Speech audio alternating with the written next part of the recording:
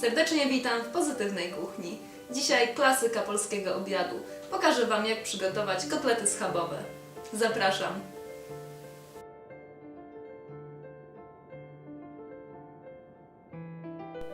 Zaczynam od roztłuczenia na cienko kotletów.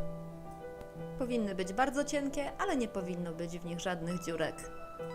Do miseczki rozbijam jajko, dodaję sól, pieprz czosnkowy i paprykę.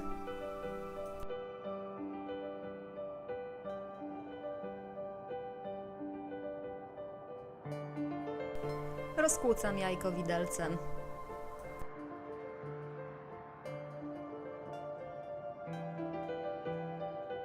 Każdy kotlet namaczam w jajku, a potem dokładnie obtaczam w bułce tartej.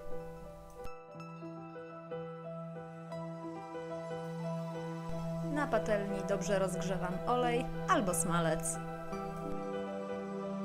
Smażę panierowane kotlety z obydwu stron na dość dużym ogniu.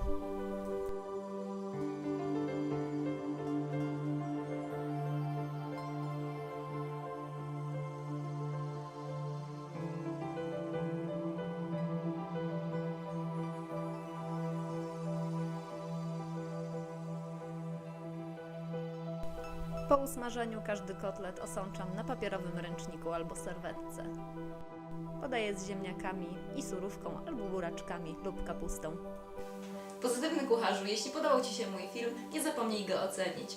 Zachęcam Cię też do obserwowania mojego kanału na YouTube. Wystarczy, że klikniesz przycisk subskrybuj. Po więcej przepisów zapraszam na www.pozytywnakuchnia.pl.